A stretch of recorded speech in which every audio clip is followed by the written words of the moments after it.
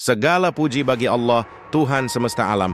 Shalawat dan salam kita haturkan kepada Nabi Muhammad SAW, keluarga beliau, para sahabat, dan kita semua umatnya yang insya Allah mendapatkan syafaat beliau di hari kiamat. Hadirin yang dirahmati Allah, hari ini kita akan membahas satu rahasia besar yang sederhana namun sering kita abaikan. Sebuah kekuatan luar biasa yang hanya terdiri dari 3 huruf. Jika kita amalkan dengan sungguh-sungguh, hidup kita, insya Allah, akan berubah. Dari kesempitan menjadi kelapangan, dari kekurangan menjadi kecukupan, dari biasa-biasa saja menjadi luar biasa.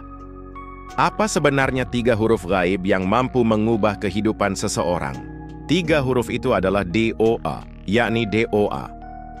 3 huruf yang sederhana, sering diucapkan, bahkan mungkin terdengar biasa di telinga kita. Tapi siapa sangka, justru dalam 3 huruf inilah tersembunyi kekuatan gaib yang luar biasa. Kekuatan yang mampu mengubah takdir, membalikkan keadaan, dan mengangkat seseorang dari titik terendah menuju puncak keberhasilan.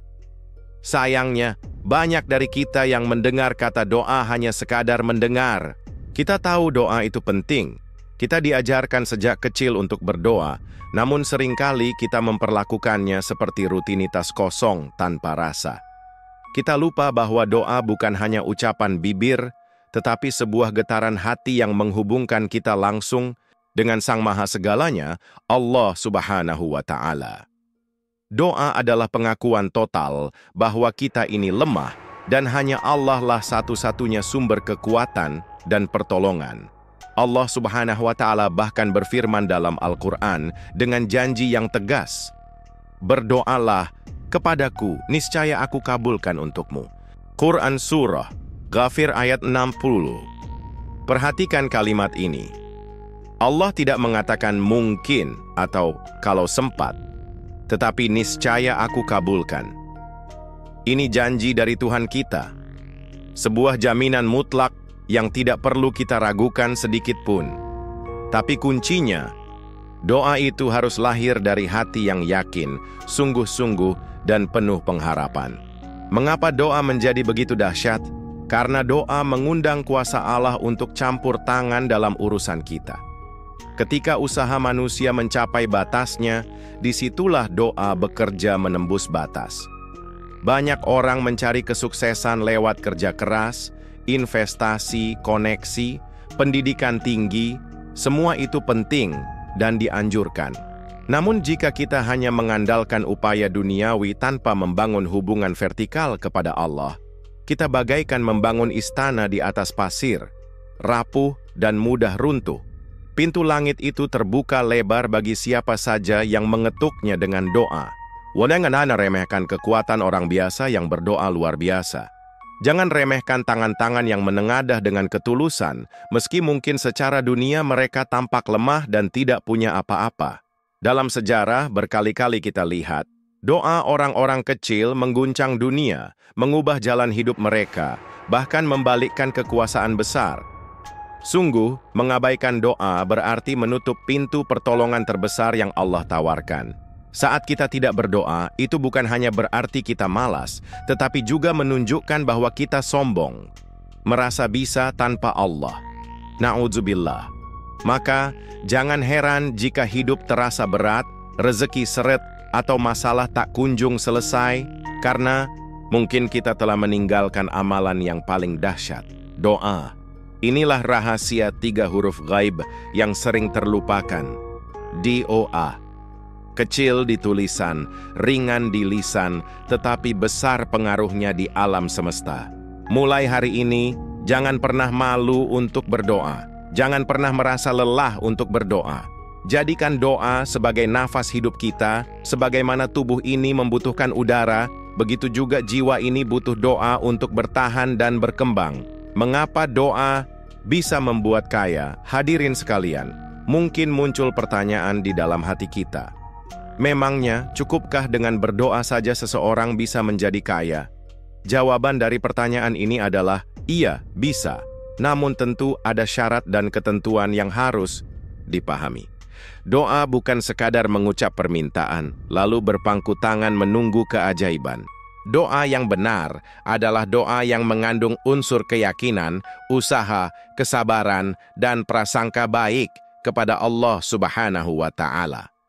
Pertama, doa harus disertai keyakinan penuh.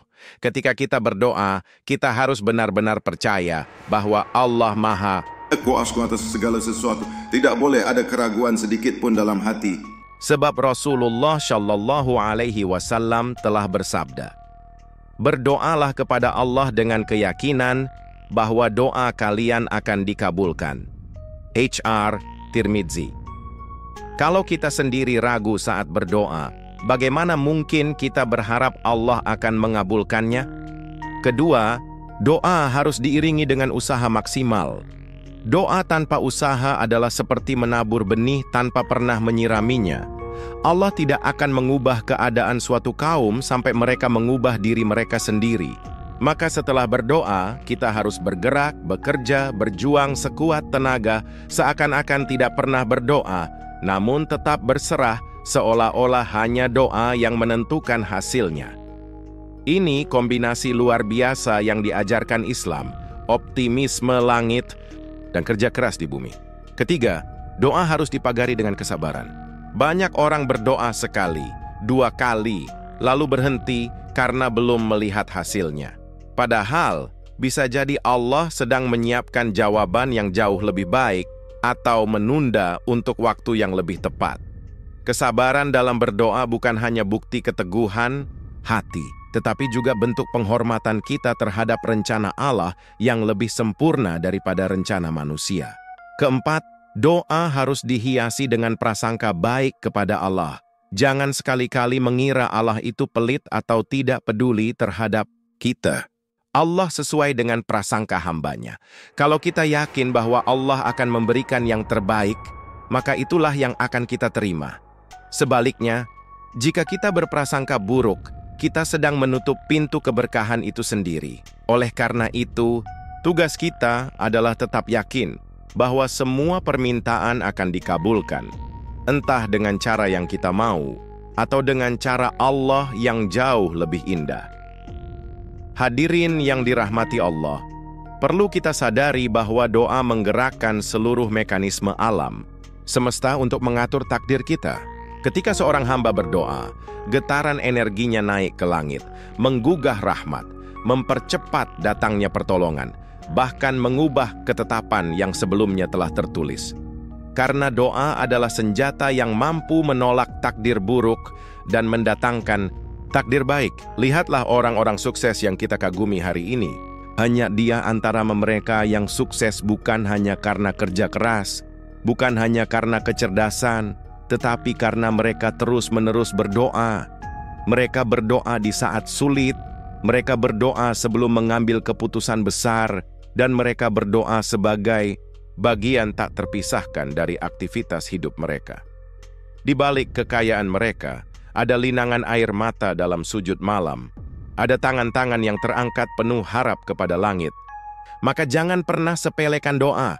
Kalau hari ini kita merasa masih jauh dari impian kita, bisa jadi bukan karena kita kurang pintar, bukan karena kita kurang usaha, tapi karena kita kurang mengetuk pintu langit dengan kesungguhan. Mulailah dari sekarang, perbaiki doa kita. Yakin, usaha, sabar, dan husnuzon. Insya Allah, pintu kekayaan yang halal dan berkah akan terbuka lebar untuk kita. Hadirin sekalian, setelah kita memahami betapa dahsyatnya kekuatan doa, kini tibalah saatnya untuk mengetahui bagaimana cara mengamalkannya dengan benar. Karena tidak semua doa dikabulkan begitu saja. Ada adab, ada etika, ada kunci-kunci yang harus kita jaga agar doa kita sampai ke langit dan diterima dengan penuh kasih sayang oleh Allah Subhanahu wa Ta'ala. Yang pertama adalah berdoalah dengan penuh kerendahan hati. Akui bahwa kita ini lemah, tidak punya apa-apa tanpa pertolongan Allah. Tundukkan hati kita, merendahlah serendah-rendahnya, seakan-akan kita adalah hamba yang miskin, butuh, dan tidak berdaya tanpa rahmatnya. Allah mencintai hamba yang berdoa dengan hati yang hancur dan penuh pengakuan terhadap kebesarannya. Semakin rendah hati kita dalam berdoa, semakin tinggi doa itu diangkat ke hadapan Allah. Yang kedua, mintalah dengan spesifik. Banyak orang yang berdoa dengan kata-kata umum, "Ya Allah, berikan aku rezeki." Tapi mereka lupa memperjelas permintaan mereka. Mintalah dengan rinci. Sebutkan berapa yang diinginkan, dari jalan yang halal, dan untuk apa rezeki itu digunakan. Semakin spesifik doa kita, semakin besar kesungguhan dan keseriusan kita di hadapan Allah. Ini menunjukkan bahwa kita sungguh-sungguh menginginkan dan merencanakan kebaikan dengan apa yang kita minta. Yang ketiga, gunakan waktu-waktu mustajab untuk berdoa. Ada waktu-waktu emas di mana doa lebih cepat dikabulkan, seperti di sepertiga malam terakhir ketika Allah turun ke langit dunia dan bertanya, "Siapa yang berdoa kepadaku? Niscaya aku kabulkan." Saat hujan turun antara adzan dan iqamah, serta setelah melaksanakan salat fardu. Memanfaatkan waktu-waktu ini adalah bentuk kecerdasan spiritual seorang mukmin yang ingin doanya segera diijabah. Yang keempat, sertai doa dengan amal kebaikan. Jangan hanya meminta, tapi juga beri. Bersedekahlah, bantu orang lain, doakan sesama. Karena amal baik itu akan menjadi syafaat yang mempercepat terkabulnya doa kita. Rasulullah pernah bersabda, sedekah memadamkan murka Allah dan mencegah mati syar buruk. Hadis riwayat Tirmidzi. Maka jangan ragu untuk menggabungkan doa dengan tindakan nyata dalam bentuk amal-amal kebajikan. Yang kelima, berdoalah dengan kesungguhan hati, seperti seorang yang tenggelam yang berteriak meminta pertolongan. Bayangkan seseorang yang sudah hampir kehabisan nafas di tengah laut, bagaimana dia memanggil orang untuk menyelamatkannya.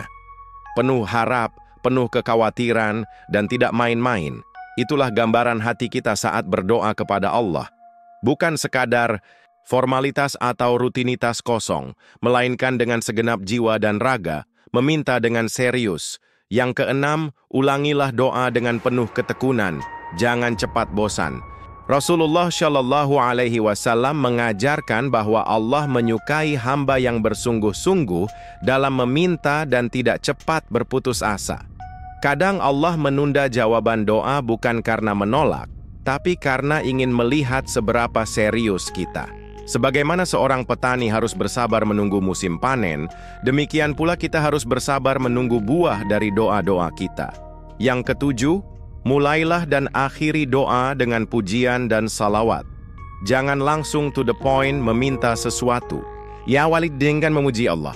Alhamdulillahi Rabbil Alamin. Lalu bersyalawat kepada Nabi Muhammad Shallallahu Alaihi Wasallam. Setelah itu baru sampaikan permintaan kita. Ini adalah adab dalam berdoa yang diajarkan oleh Rasulullah yang menjadikan doa lebih mulia di sisi Allah.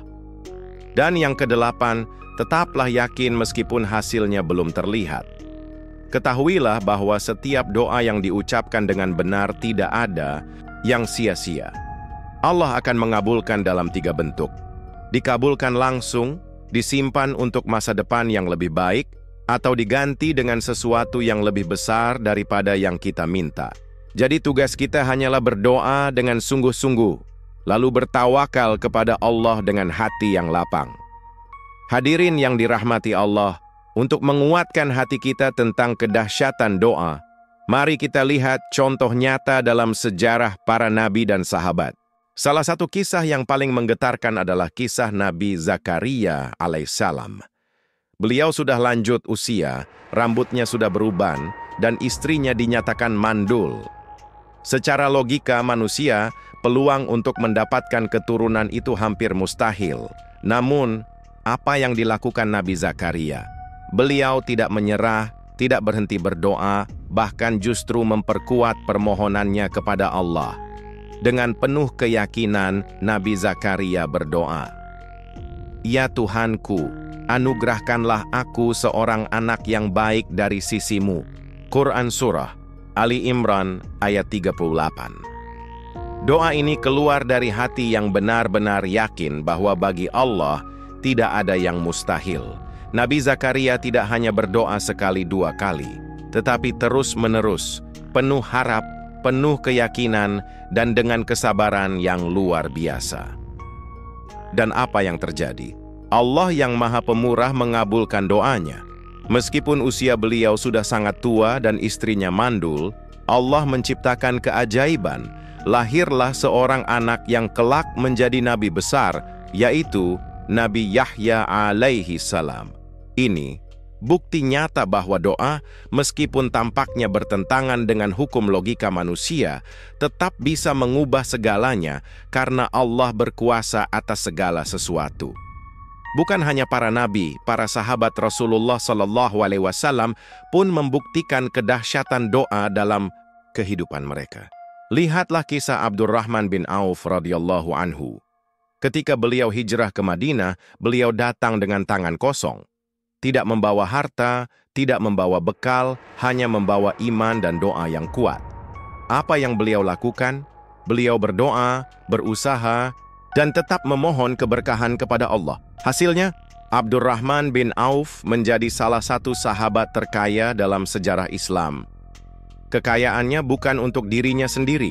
Ia gunakan hartanya untuk mendukung perjuangan Islam, membiayai peperangan, membantu fakir miskin, dan memperkuat ekonomi umat.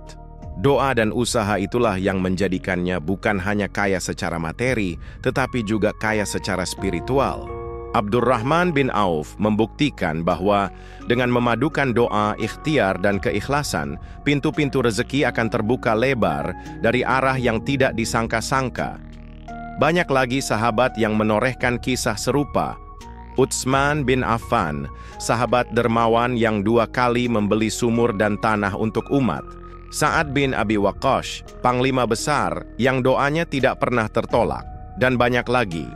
Mereka semua adalah contoh bahwa kekuatan 3 huruf, DOA, bukanlah teori kosong, melainkan fakta yang terbukti mengubah perjalanan hidup manusia. Maka, hadirin sekalian, jangan pernah remehkan kekuatan doa. Jika para nabi dan sahabat saja menggantungkan harapan mereka kepada Allah lewat doa, apalagi kita yang jauh lebih membutuhkan pertolongannya. Jadikan doa sebagai bagian utama dalam setiap ikhtiar kita. Karena dengan doa, yang tidak mungkin bisa menjadi mungkin.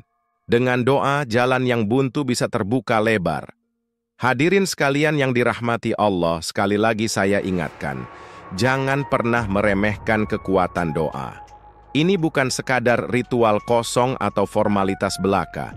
Ini adalah kunci gaib, kunci rahasia yang Allah berikan secara eksklusif kepada kita, umat manusia. Dengan doa, kita mengetuk pintu langit, memohon pertolongan langsung kepada Zat yang Maha memiliki segala sesuatu. Kalau kita ingin sukses di dunia ini, kalau kita ingin meraih cita-cita yang tinggi, jangan pernah tinggalkan doa dalam setiap langkah kita. Jadikan doa sebagai nafas kehidupan, sebagai kekuatan tersembunyi yang mengiringi usaha dan kerja keras kita.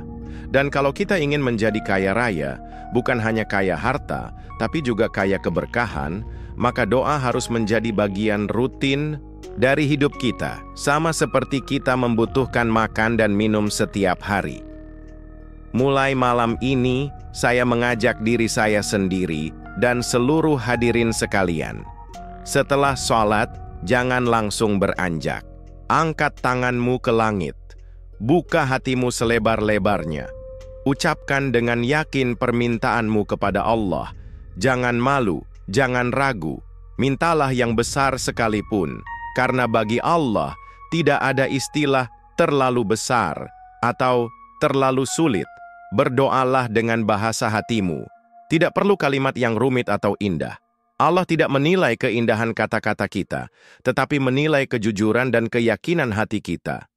Minta kepadanya seakan-akan kita adalah hamba yang paling membutuhkan. Ulangi doa itu setiap hari, tekun, istiqomah, tanpa bosan, tanpa putus asa. Ingat, perubahan besar dalam hidup tidak terjadi dengan tiba-tiba.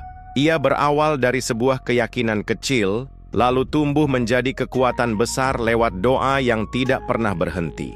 Dan percayalah, pertolongan Allah itu dekat.